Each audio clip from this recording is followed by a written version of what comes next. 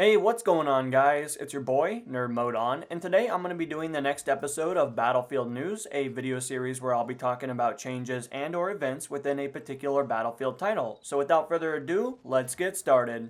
So today we're actually going to be taking a look at Battlefield 1's community test environment, considering that DICE has been hard at work when it comes down to making some alterations done to some of the base issues that Battlefield 1 has been facing over the last couple of months.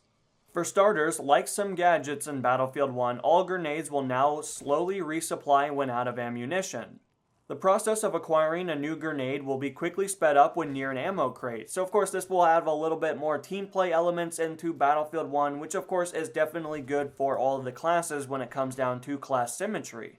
Now the resupply timers are as follows. Frag grenade, light anti-tank, impact, as well as incendiary grenades have a base resupply time of 36 seconds.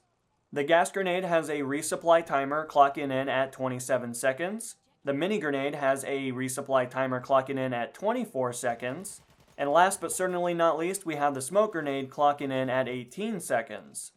Ultimately, the alterations done to the resupply times are heavily focused on the lethal grenades and not so much on the non-lethal grenades. So of course this should make it a little bit more balanced and a little less spammy when it comes down to the battlefield.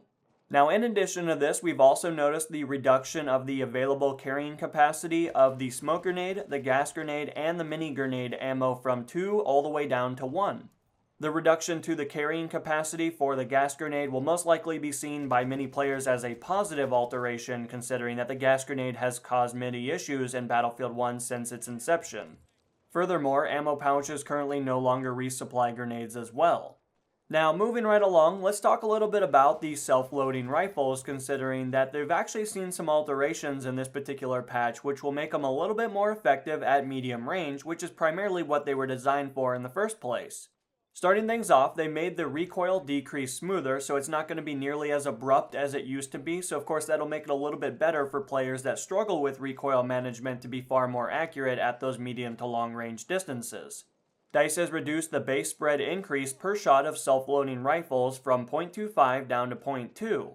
Now to put this into layman's terms, all this really means is that sustained firing of self-loading rifles are going to be a lot more accurate than they previously were, because now they're going to be designated for medium range, which will make them better for the ranges that they were initially intended for.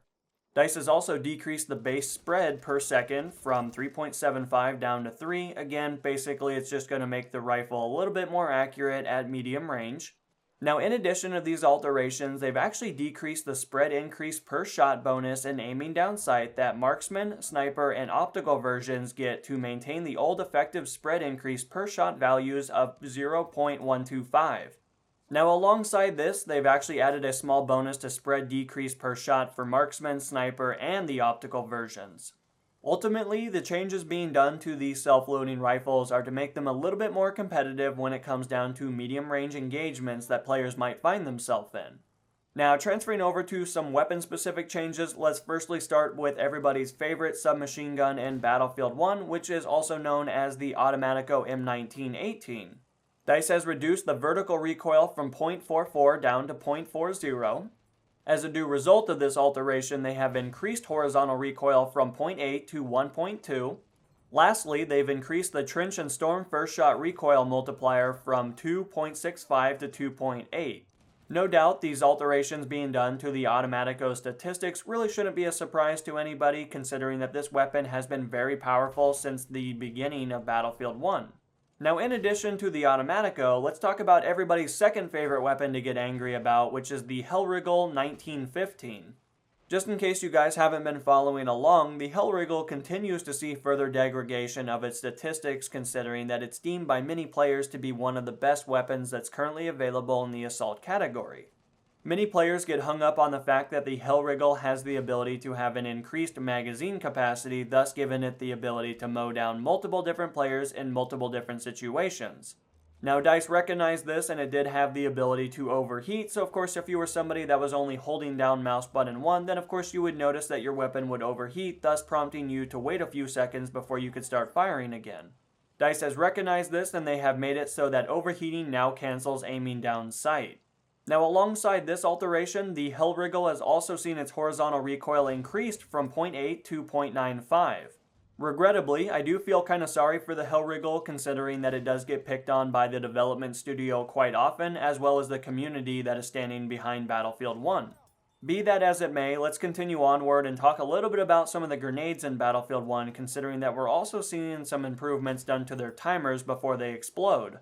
DICE has increased the impact grenade minimum time before explosion from 0.7 seconds to 1 second. They have increased the incendiary grenade minimum time before explosion from 0.67 seconds to 1.3 seconds. They have also increased the mini grenade damage from 65 to 72 damage. Moreover, this should make the mini grenade a little bit more effective. However, I really haven't seen too many players running around with this grenade type, considering that there are other alternatives that seem to be a lot more effective at killing or damaging players. And last but certainly not least, they've decreased the inner blast radius of the assault anti-tank grenades to 1.5 meters from 2 meters. So when it really comes down to it, this time around DICE decided to really tackle the grenade spam in Battlefield 1 with a little bit more of an active approach, considering that they are continuing to make alterations done to the grenades as well as their resupply timers.